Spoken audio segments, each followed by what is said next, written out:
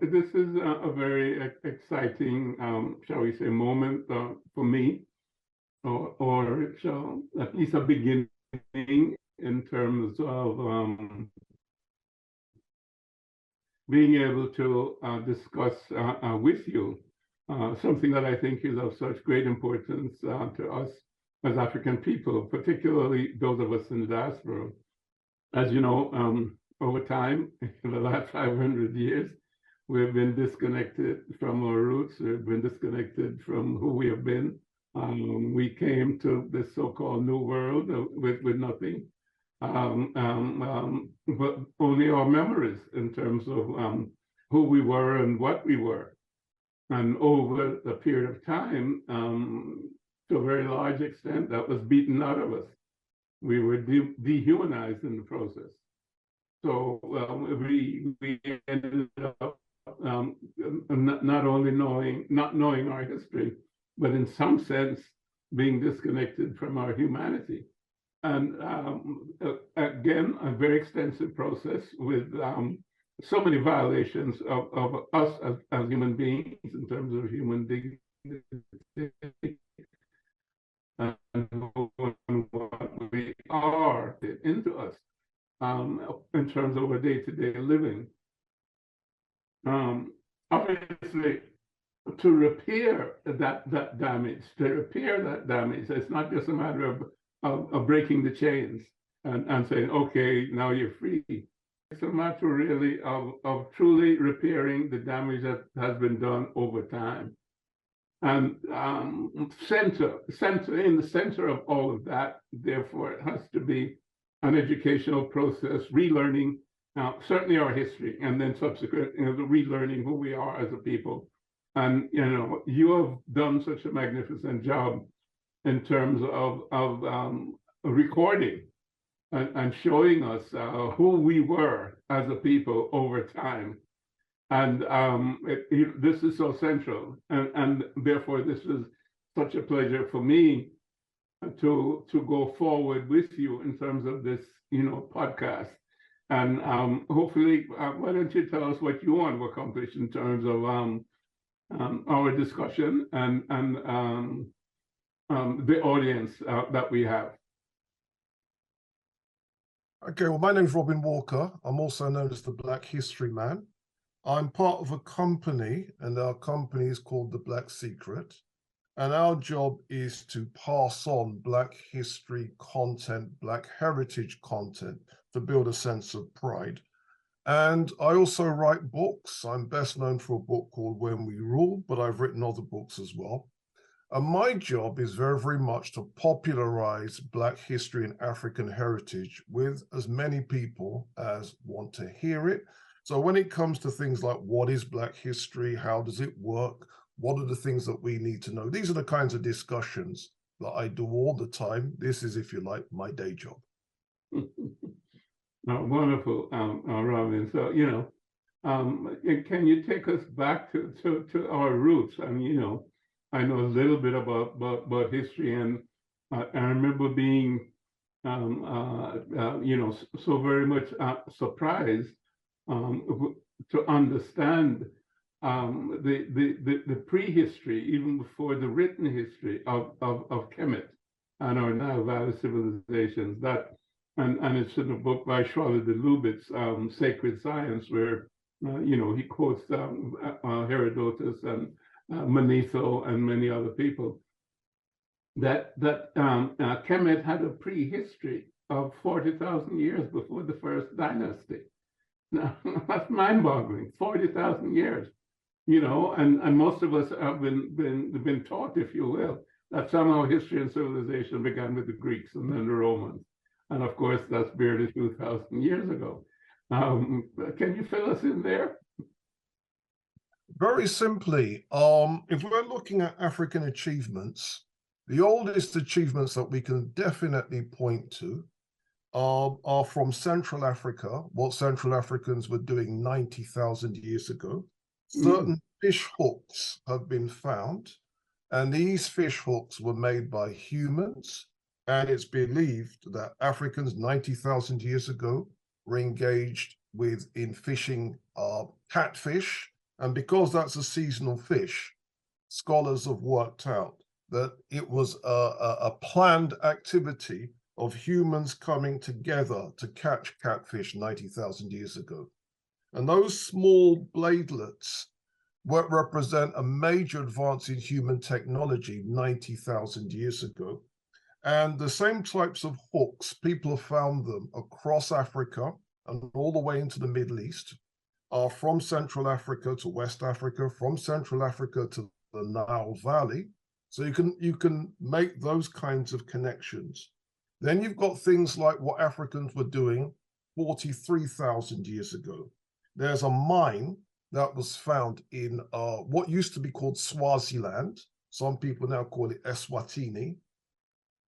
And this mine, Africans were engaged in mining manganese 43,000 years ago. Then you have developments in Southern Africa. Some people say 37,000 years ago.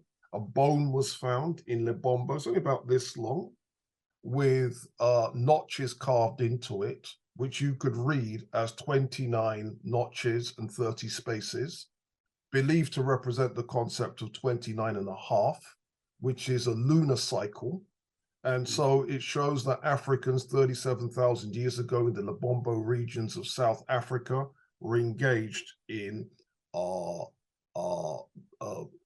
tracking lunar cycles and the cycle of a woman's menstrual cycle. So it's believed that women were responsible for the Lebombo bone.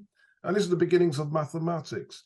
So there's many, many examples of very, very specific technological ideas that we can trace back to early Africa. That's wonderful in and of itself. I think another thing that's important for us to point out, because to me again it's important for me as a person in terms of validating my own humanity, is that 200,000 years ago, Homo sapiens began in Africa, you know, whether it was with that lady in Ethiopia or further south, but certainly the anthropologists and the archaeologists have shown us this. And I think it's also important for people to understand, since Homo sapiens arose 200,000 years ago, it's in, let's say, northeastern Africa, if you will, or perhaps further south, Homo sapiens migrated not only across Africa, but around the world. And, you know, we are therefore the original people, and all other people come from us. And I say this, and I think it's of extreme importance to us, because, and again, there's genetic evidence to substantiate what we're talking about.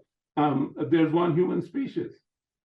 But historically, what has happened with the distortion of history and certain assumptions by Europeans, different races have been identified as if to say we are from a different species. And you know, certainly I wish you would talk to that in terms of the beginning of humanity in Africa.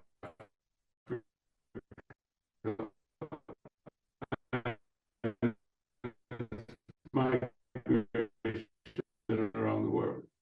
There were scholars at the University of California in Berkeley, and they were the ones that discovered mitochondrial DNA.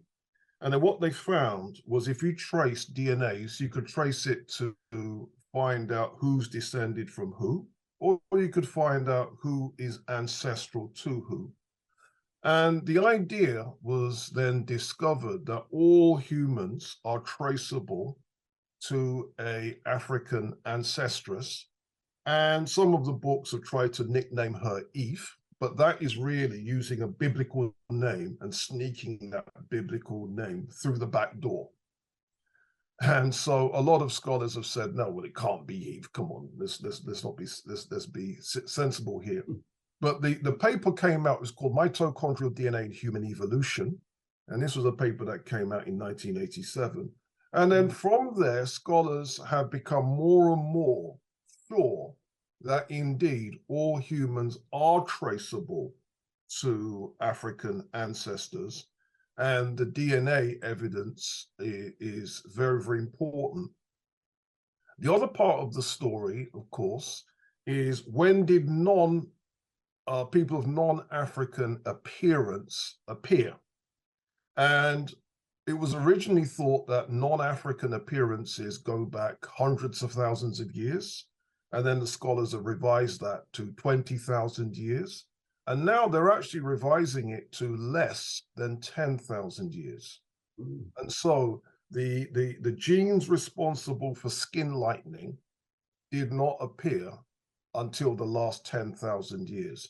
And so one time, every human on the planet Earth who was a Homo sapiens was indeed African complexioned. And so that means essentially that Black history isn't just Africa, it's also those Black people that left Africa and maintained their complexions before those complexions were altered by the presence of the skin lightening genes that appeared beginning 10,000 years ago. I think basically what you're saying is that African history is human history. And we simply have to look at it from that perspective. And that's a perspective that, shall we say, is novel, in that the Europeans who have dominated the world to a large extent for the last 2,000 years, but certainly for the last 500 years. And then, of course, we know since the 1840s and so on and so forth, they've rewritten history. And you know, Martin Bernal has told us a lot about that in his books, whereby the ancient model, as he called it, was revised to give you this new European model, which came about in the late 18th century and 19th century in the universities of Europe, to justify the slave trade and to justify the barbarity against African people. So all of the previous history that had been recorded, again, by people like Herodotus and Manetho and Seychelles and so on, that went out the window. And this new revised version took front and center, as well as this whole business of language, as if to say language and written words started anywhere else but in Africa with the original people, and the whole business of science and civilization, again, all removed from Africa and placed in Greece and in Rome. As a matter of fact, whatever was attributed to Egypt, it was felt that Egypt somehow was not part of Africa. Egypt was either inhabited by people from outer space, or from Atlantis, or from Lemuria. I mean, could you speak to all of that obfuscation of the reality of history, of our history, and of course the history of the world, because it's turned the world upside down? What you said there is very, very powerful, and to chew it off, it would take a long time to chew it up. But I'll give you a hint. I don't entirely agree with Bernal. You see, Bernal says at one time there was an ancient model, and then it was replaced by an Aryan model. My research says that while some of that happened, that wasn't the only thing that did happen. There were always scholars around that told the truth, but those scholars have been sidelined. And how European scholars have got away with sidelining it is really, really interesting. So when Orientalism was founded, it was founded in the 18th century by the French scholars, people like Count de Volney, people like Monsieur Charles Dupuy. When those scholars came around, they admitted freely that ancient Africans, they called ancient Africans Ethiopians, they made it quite clear that Ethiopians are the people that started civilization and that these people were black-skinned and woolly-haired. They made that absolutely clear. When Egyptology was born, it was born, now Orientalism now split into Egyptology, it's split into Assyriology, and it's split into anthropology. And then you had the Egyptologists led by Jean-Francois Champollion, the first Egyptologist. He makes it quite clear, if you want to see the descendants of the ancient Egyptians, go to the Nubian populations. He calls them present-day inhabitants of Nubia, and not to the Copts. And so in Egypt, you've got the Copts, who their language is closest to the ancient Egyptian, but they're actually very, very mixed. But you've also got the Nubians as well, and the Nubians are largely black. And Champollion said it's the Nubians you should be looking to if you want to find the descendants of the ancient Egyptians. Now, the result is Champollion's work has never been translated out of the French into the English. So that was how they dealt with him. And the only way that we know that Champollion said that is because Diop quotes it, and because Diop's book has now been translated into English, we now know that that's what Champollion said. Then you had Assyriology. Assyriology is now the study of the Middle East. Sumer, Elam, Akkadian, Babylonia, Chaldea. And the father of that discipline is General Sir Henry Rawlinson. And I've got his stuff. And it's all quotable. He says the first inhabitants were Cushites. And then he says what he means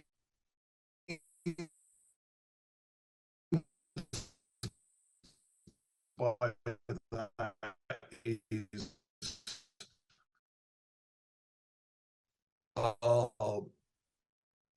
negative. Yeah.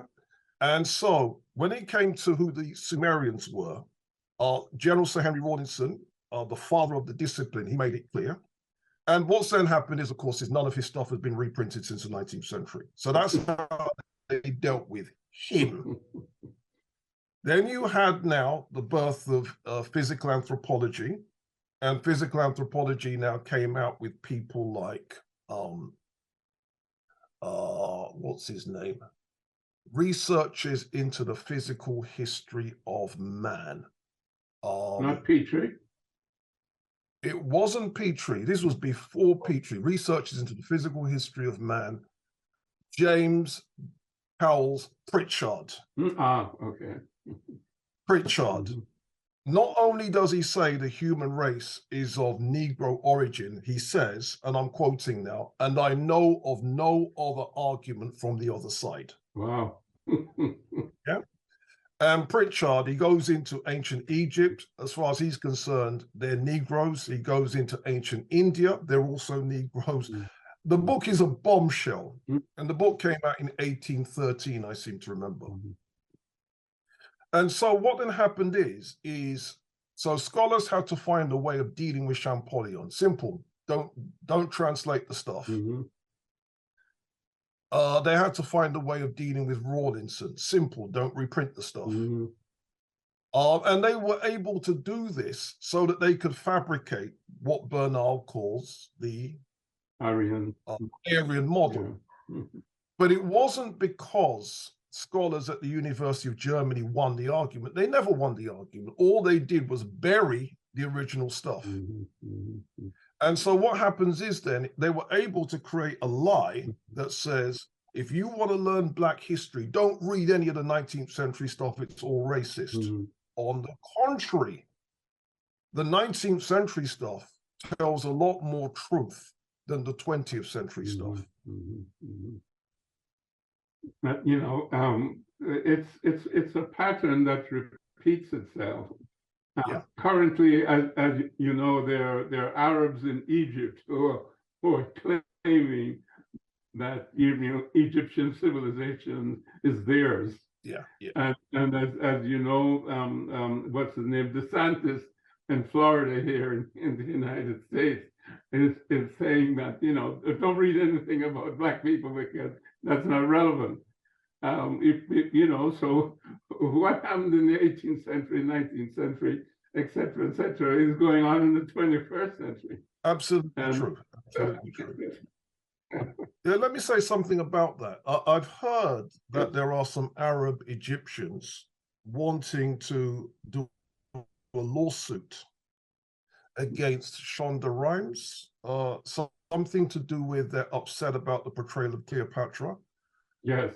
And what I say to those Arab Egyptians, if you're watching this, bring it on. Bring it on. You're going to lose. Are people pretending to be ancient Egyptians when they set foot in that country December 639 AD, pretending to be ancient Egyptians? Yeah. Not even BC, AD. And that's so well documented. I can't imagine why they're trying to, well, I shouldn't say that, because then you have the mindset of the DeSantis, as if to say, slavery didn't happen, Black history, the history of Black people doesn't matter. You just throw it out the window and you recreate your own truth. And this is the whole thing with the mindset, as my dad said, we have to liberate our minds from mental slavery, because, while others will help you free the body, you can break the chains, but unless you break the chains around your mind, you're still going to be enslaved by a process that has been enslaving your minds, for centuries. And in doing that, it's also altered the course of civilization, their civilization, in a sense, which has become dominant, because it's so far away from the truth. And now anytime something is shall we say, discovered, it's as if to say it's something new and was never there before. When, so many of the ancient civilizations did all these things, millennia before, whether it's in Africa or in India or in Asia and China and so on. And so we have this distortion. And I think that is what is destroying the world and leading it astray. And I think that unless the history of Africa is righted, because as we said at the top of the hour, that African history is world history. So unless that is righted, then the world is headed certainly for a catastrophe, because it's carrying out a lie, and it's not only carrying out a lie historically. I think it continues to validate a way of looking at reality that is a materialistic approach, and that has led us to scientific materialism. It has, led us to nuclear weaponry. It is leading us to artificial intelligence, of which all of these things have the potential to destroy not just nature, but our humanity, and both actually. And because of this one-sided approach to reality, which is a physical approach, a materialistic approach, the five senses, there is no balance in terms of understanding the reality that you can't have matter without spirit. There's no such thing as mass without energy. I mean, Einstein showed them that, E equals mc squared, and now quantum physics has shown them that consciousness is primary. Consciousness is what moves everything, and so there's no longer any basis for their scientific material, which produced the Industrial Revolution, which has been, using up the resources of the world and producing all of the gases, etc., the CO2 and the methane, and elevating the temperature. The end result. Can I jump in there, sir? Can I jump? Please do. Yes. You see, this is the way that we're coming at it a little bit differently. Mm-hmm. Essentially, if you write history in a particular way, you can indeed put European science and technology on a pedestal. And of course, that's what they've done. Mhm. And the way that they do it is if you remove ancient Egypt from world history, and if you then replace that by some European foundation, you can make it look like European science is the alpha and the omega of all knowledge. And that's what they've actually done. Mhm. But here's the thing. As we're finding out more and more about history, we're finding out that it's not just the political history that's been rewritten, it's also the scientific and intellectual history as well. And so with that, then, the game is now changing even here. So when it comes to, for example, the whole thing about human origins, a lot of people would start with Darwin and his theories of natural selection. Mhm. We now know that there were Black scholars in the Middle Ages, and we can name one, Abu Uthman ibn al-Jahiz, and he's the guy that wrote the Book of the Glory of the Black Race. Mhm. And that was a 9th century book that's been reprinted. But the same scholar has also written a book called the Book of Animals. And there are passages in the Book of Animals that reads just like the theory of natural selection. And because El-Jahiz is a Muslim, Muslim scholars have been running with that to say, see, Muslims invented the theory of evolution. Does that make sense? But you then read their books and they make it quite clear. El-Jahiz, an Arab intellectual of East African descent. That's how they describe him. Mhm. You see? So the question now is, I'm now raising the question, if this is all true, why is Darwin in the science classes and not El-Jahiz? You see? And when we then bring in other African intellectual centers, the likes of Timbuktu, etc., etc., etc., again, it changes the game. So a lot of the scientific ideas associated with people like Galileo and Copernicus about the sun being the center of the universe and the planets orbiting it, there are Timbuktu manuscripts that say that. And those Timbuktu manuscripts are 150 years before Galileo and Copernicus. So these are the ways then that the scientific history of the world is being changed by African data. And what we're trying to do at the Black Secret is to show how, by changing what is taught in African history, it changes all the other disciplines. So science teaching can't now be the same. And in that way, we dethrone European science from being the alpha and the omega of all science, you see. And therefore, the kind of things that you're talking about, where they can come with a soulless, dead matter thesis, that theory now, which now becomes the basis of their physics and the basis of their chemistry, we don't have to accept it. We can dethrone it, and we could produce our own intellectual heritage when it comes to the whole scientific endeavor. And again, even when they came with the dead matter thesis, there were some of their own philosophers that disagreed with that. But those philosophers that disagreed had to be overruled so that they could do that. And in that way, you can now come with a materialism, and the materialism which is soulless. And then once you do that, you're now headed exactly where modern science is headed. Yeah, if you're 100% right, you know, and they've always sort of looked down on Africa as if from a pedestal, when it's been from a pedestal of ignorance. Like they said that we were animists because we thought that everything was animated by energy. Of course, you know, Albert Einstein showed them, yeah, everything is animated. Everything has an energy base, and matter is just slow moving energy. You know, and of course he did this in the late 19th century, when this is something what was always present in all African societies. If you know, the wind was a force.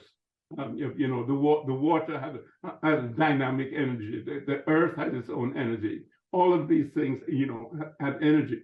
Not only did they have energy, but they had consciousness in that you could speak to the wind and you could speak to the water, and you could speak to the earth. But that has not been understood. That was called panpsychism. Yeah. Which is like another word is, you know, crazy people there, panpsychism. What the heck could that be? You know, when we believe in one God, whatever the one God was out there somewhere extraneous to everything else. And these people believe in panpsychism. Well, this is what, you know, quantum physics has shown us, that there is panpsychism.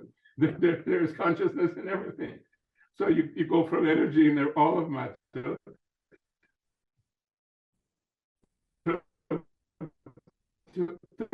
consciousness, and the way is open, shall we say, for us to reconstruct who we are as a people based on the historical facts and based on a systematic educational process, because then we can produce the paradigm that is needed to counter the paradigm of you know, scientific materialism, which really is leading us to disaster. Crusade, and my whole thing very much is to work out ways of systematizing the data, so we can systematize the history teaching, but we can at the same time systematize the science teaching. Because if you then look at what we now know in terms of African science and technology, not just the stuff that the people in Kemet were doing, not just the stuff that people in Ghana, Mali, Songhai were doing, not just the stuff that people in Ethiopia were doing, the Swahilis. Are you familiar, sir, with, there's a gentleman in America, Professor Vincent Taraku Farrar, who has written a book called Pre-Colonial African Material Culture. Okay, let me explain his importance. Okay. In his book, he says, ancient Egypt, Bonnet. Songhai, Bonnet. Swahilis, Bonnet. His view is, forget all of that. We're going to deal with the Africa nobody else deals with. Strictly Central Africa, the West African coast. That's it. And his thing is, let's show what their technology was saying. Do you see? And you may think, well, what a waste of a project. It turns out that it's actually a revolutionary project, because what he's shown is, during things like the enslavement of African Americans, enslavement of Black people in the Caribbean, the enslavement of Black people in South America, when people were being enslaved, the enslavers had three choices. They could either use their own technology coming from Europe, or they could have used Native American technology coming from the indigenous Americans, or they could use African technology coming from Africa. And in most cases, they picked African technologies coming from these people from West and Central Africa. And he gives the examples of the crops that were being grown and the agricultural techniques. He gives the examples of the metallurgy, where Africans were particularly kidnapped for their metallurgical skills. He gives the examples of Senegambian horsemen being kidnapped to become the cowboys in the Americas. He gives the examples of between the 15th and the 18th century, the finest cotton in the world came from Senegambia. Wow. Now, once Europeans knew that, you now know what's going to happen to people from Senegambia. They're going to end up as slaves, working cotton. Then you've got certain techniques like indigo and indigo production. I've since found an 18th century etching, and the etching has got Africans and Native Americans engaged in an indigo production. I think it's in South Carolina, somewhere like that. And you've got two Europeans on the side watching as these slaves are doing this. And then you find out that the center of indigo The Hausas in what's now northern Nigeria, they were a center of indigo. So that would be a reason why you would snatch people from these countries. Mm-hmm. And then when it comes to things like mining, you know, I mentioned that Africans were mining 43,200 years ago in Eswatini or Swaziland, whatever. You would then swipe Africans to then do the mining in South America and so on and so forth. And so the level of technological transfer from Africa to the West during the enslavement period was massive. And if it wasn't for this dear brother, Professor Vincent Taraku Farrar, see, a lot of the information was in this book, this doctorate thesis, this book, this doctorate thesis. What he did was he put it together and make it a coherent narrative. And it's a powerful narrative, you know? Yeah, could you repeat that for me? Because I'd love to get that, because most of what you're saying is unknown to me. I know something about the crops, particularly rice. I think from Senegal, and I think the Sea Island area outside Georgia and so on. A lot of those people came from Senegambia and brought their rice culture with them, South Carolina, etc. But the other stuff that you mentioned, I think I'm well read, but it was novel to me. As I said, I have to thank one of my, there's a young man that's kind of showing me some of the new findings. His name is Emmanuel Adama. And what's happened is he's hipping me to some of the latest research, which is changing the game.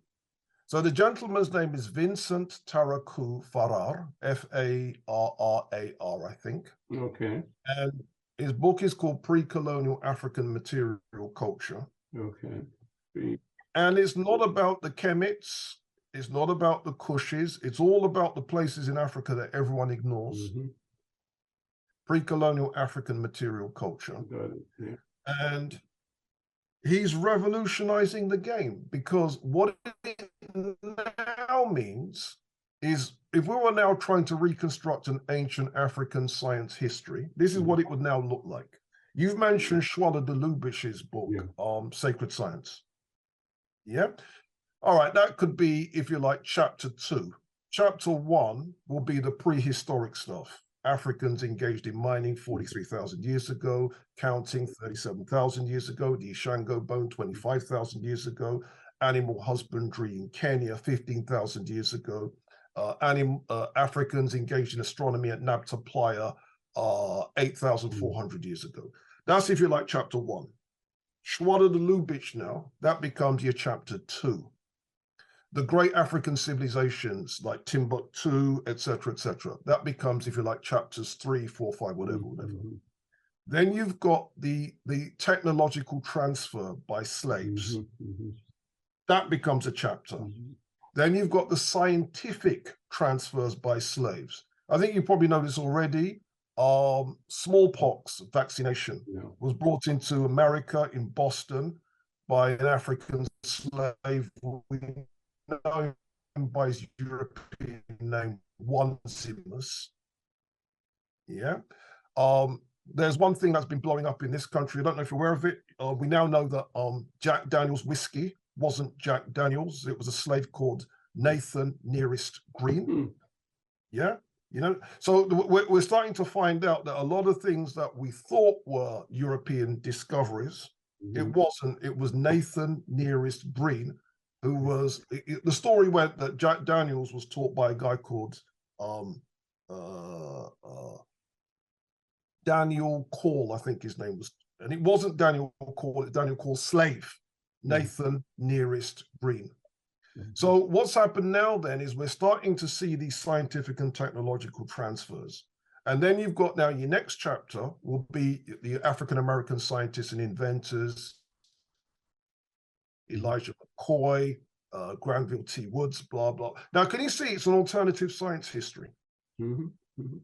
Absolutely. And, you know, that's so important, because, you know, what comes to my mind is Carter G. Woodson, the miseducation of the Negro.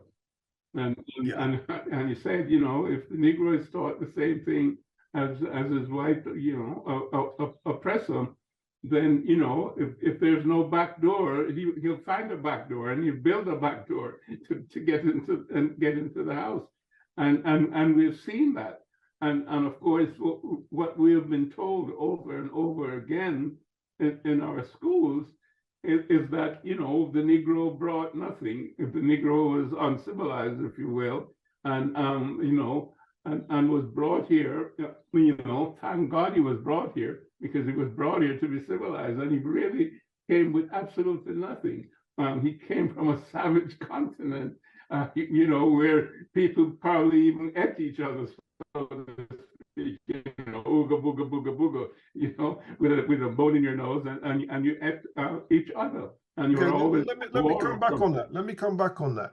Okay. Even that turns out to be nonsense. Let me tell you.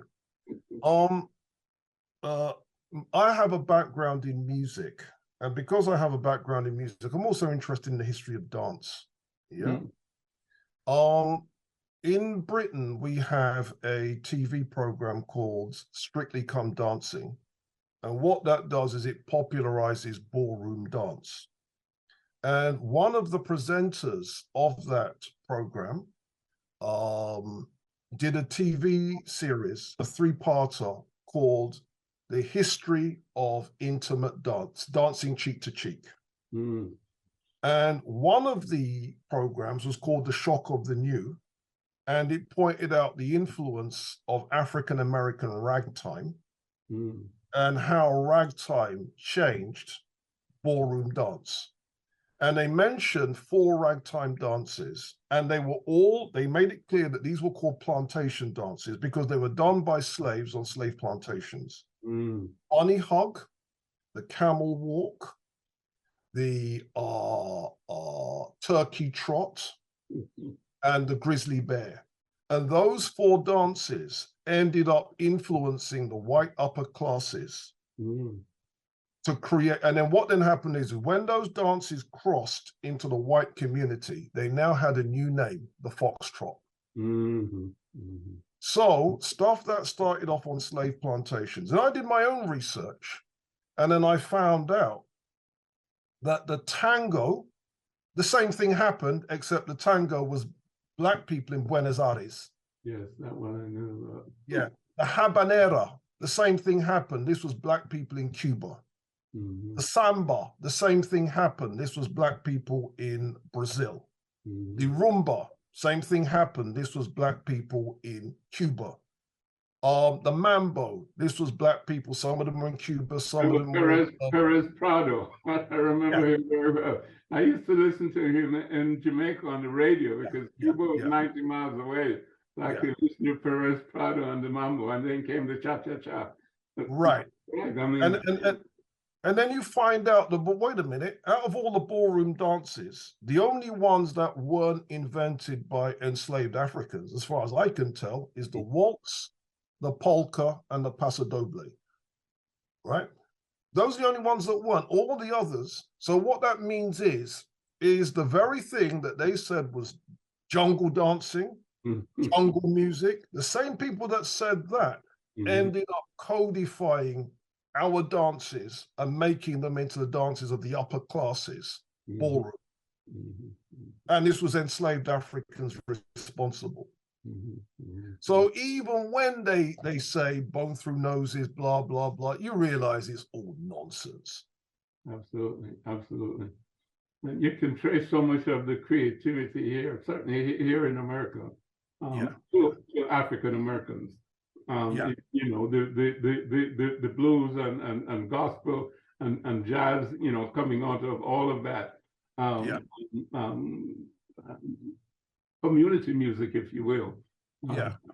You know, that we would perform, you know, Friday nights and Saturdays, you know, to enjoy ourselves. I mean, and the whole rhythmic basis of it, because, you know, we are rhythmic people.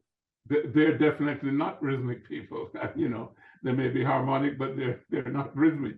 And all of those rhythmic things really, you know, come out of an African base. Yeah. And so what happens then is that, again, thanks to Vincent Taraku Faral, Mm, I've learned a new respect for the people that ended up as slaves and what their contribution was, because their contribution was massive. yes. Mm-hmm. And then if you want to go into their contribution in religion, Mm-hmm. because without that same population, you would Pentecostalism, none of that stuff would exist. Mm-hmm. Yeah. Mm-hmm. And so you then look at how it doesn't matter which direction you want to take the research. You can rewrite, the different curricula for the different subjects. You can rewrite them just based on what we've been able to achieve. I think that's obviously true, and it's also important because it leads back to a different way of looking at the universe, of accepting what is reality. Because I believe that as African people, we have always had an understanding of a spiritual reality and a physical reality, and that the two were not separate, that the two were intertwined. And if we go back and, as we go forward, of course, we'll do this, in deeper in terms of excavating the philosophy and the theology, certainly of Kemet. If we go back to their understanding, and certainly with the story of, Ausar, Auset, and Heru, and so on. I mean, Auset is really Ausar is very much the spiritual component of who we are. And to resurrect Ausar means to bring that spiritual self, to the fore. And that is what guides us as human beings. And you can see that, all through, African civilizations, not just the Dogon per se, but Ubuntu and so on is based on that you have the same spiritual essence that I have, and that's how I greet you, because we are the same.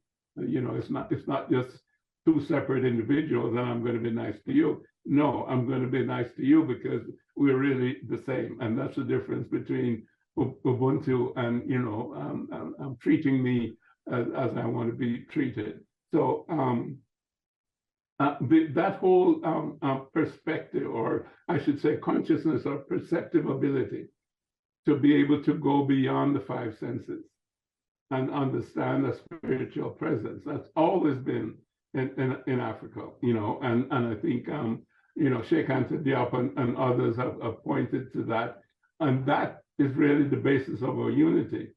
And that is something that has to be brought back to the fore, because one of our problems at the present time is our divisiveness, even in relationship to religion. As you know, the African continent is subject to, so many religions, quotes, that started outside the continent, but also intrinsic religions. I mean, it's Islam. I'm not even sure what percentage of the continent, has Islam as a religion, maybe 60%, I'm not sure, and Christianity, that maybe the other 30%, if not more. And then, there are the indigenous religions here and there that some people still adhere to. So those tend to. Let me jump in a little bit there, sir. Can I jump in? Yeah, please, yes. Yeah, I mean, but even there too, you see, because my whole thing is very, very much about education. Mm-hmm. Because of the research of people like Professor John Jackson and Mm-hmm. Professor Yusuf Ben Yochanan, we can revolutionize the teaching of religious education. Mm-hmm. Because what it is it is true that the Abrahamic religion started from outside Africa, but they contain so many elements from inside Africa. Mm-hmm. And what's more, we are important players in the history and evolution of those religions, so much so that we should claim it. Because what happens is, if we say, "Nah, bun that, they're from outside," you're giving away too much of our history to people that don't deserve it. Mm-hmm. So The way that, for example, when Dr. Ben wrote African Origins of the Major Western Religions, and he talks about Moses and his influence on Judaism, Bilal and his influence on Islam, St. Augustine and his influence on Christianity, and the way that Black people, for example, a lot of the African Americans have contributed important new ideas and theologies, especially in the last 2 centuries. What the Honorable Elijah Muhammad did with Islam, what your father did with Christianity. Do you see? It's changing the theological game, what the Reverend Dr. King did with Christianity, what people did with Black liberation theology, etc., etc., etc. And again, that is an intellectual history that is too important to give away. And what I propose is when it comes to how we teach the next generation in terms of producing African-centered content, these are the approaches I think that would be a constructive way that if we can teach young people that these religions, they may have come from outside, but they've got a whole heap of inside elements in them, and a whole heap of Black scholars and theologians and mystics and so on have contributed to them. You now have an intelligent basis to pick and choose. Do you see? And as you say, the overriding philosophy of Ubuntu and so on, we can now include that alongside Ma'atian ideas and so on and so forth, so that you've got a holistic picture of the origin and evolution of religion. And we can do that from our perspective in a way that embraces everybody's tradition. Do you see? You know, that's tremendous and comprehensive, shall we say, and big picture, and it's of extreme importance because we face a problem and a situation that's never been faced by humanity before, and it requires that sort of thinking, understanding, and educational process to bring us back from the edge of destruction. And as you mentioned, this way, which we can call a new paradigm, or we can call it the old paradigm revisited. The big picture is of extreme importance because it is founded on a different way of viewing reality, and this has not been brought to the fore. The only way of viewing reality has been the way in which the Greeks, etc., have defined it, which is through the intellect, through logic, and through dialectic reasoning. And that's a very narrow perspective because it's based on language, and it's based on words which are incarceration of ideas. And very often we don't know what the meaning of the words are, because a word has a different meaning depending on its context and its relationship, and who is using it and how they're using it. So you are unable to perceive truth relative to simply dialectic reasoning, because all you're doing is using facts and moving facts around. Now, there's another way to gain knowledge, and I think this is the African way, the hermeneutics, if you will, of ontology, and you know, I'm sure we will get into that, and that is the whole business of full consciousness as conscious of itself, and then be able to absorb information, not only through the 5 senses, but through its contact and its relationship with the unified field, if you will, or cosmic consciousness, if you will, or even with God, if you want to think about it or talk about it in a religious sense. And I think this is what has to be appreciated, because it's the basis of all the things that you're saying, is that we have a philosophy that can be based on that, We have a theology that can be based on that. We have a science that can be based on that, as opposed to that which has been based on simply the understanding that comes from the facts related to the five senses. And that is what has gotten us into trouble. So we follow this ability to create things, material things, without appreciating the context and what is going to happen down the road if we continue to do this, as our garbage piles up and as we overheat the planet and so on. There is a whole educational process, as you say, that has to be done. And hopefully we can explore that together as we go down the road. Yeah, I mean, let me say something about that. This is the reason why I'm very, very much about if we can rescue the history, we can rescue the science history based on it. We can rescue the STEM history based on it. We can rescue the philosophy based on it. And we can then turn these into a fully coherent model of teaching that takes us outside of European paradigms. And if we're looking at, for example, some of the religious systems of some of our ancestors, for example, in Mali or the Bandiagara Cliffs, where the Dogon were able to synthesize high science, including some of the outer reaches of abstract physics with a religion. And it's not a contradiction.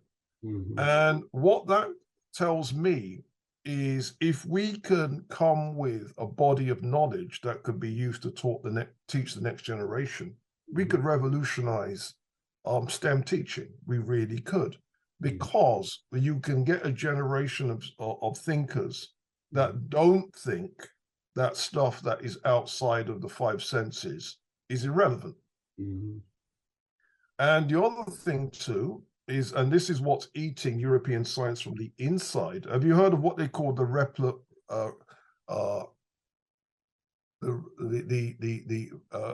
I think it's called the ability to replicate, the replication crisis?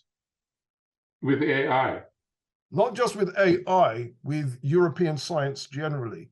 Articles have come out in the last few years that it's not just psychology, it's not just economics, i.e. the soft sciences, it's also with the hard sciences that something like 40 to 60% of experiments can't be replicated. Yes, yeah. And what happens is the techniques that scientists are using, people are calling it p-hacking, where you're trying to twist your experiment so that you get the 5% significance, and they've managed to jig the figures to get the 5% significance. Publish that. And then when other people try to replicate it, they've been unable to do it in between 40 to 60 cases. It's science for science sake. That's right. We're writing a lot of papers and publishing a lot of things. Yeah. So if you've got a replication crisis in science, which is supposed to be based on the dead matter thesis, you really do have a problem. Yes. Yeah, well, that's not surprising to me, because I think there's an end game here that we're seeing playing out. And it's playing out in science and technology, and it's playing out in government, and we see that in terms of politics. We're moving to a multipolar universe and so on, and it's playing out in terms of the cultural disorder that you see within, for example, the United States was at the forefront of this whole materialistic culture and environment, and it has nothing to hold it together. The boys are over there, Trump is over there, and DeSantis is over there, and so on and so forth. All very negative influences. fighting against each other. So there's nothing to hold it together. And this is where there's a necessity for what you're just talking about. And I certainly look forward to exploring these things with you in greater detail. And it's been a pleasure so far to get started. So thank you very much, sir. Great. See you next time, Robin. Peace. Okay, thank you very, very much. Hope you've enjoyed that. Definitely have.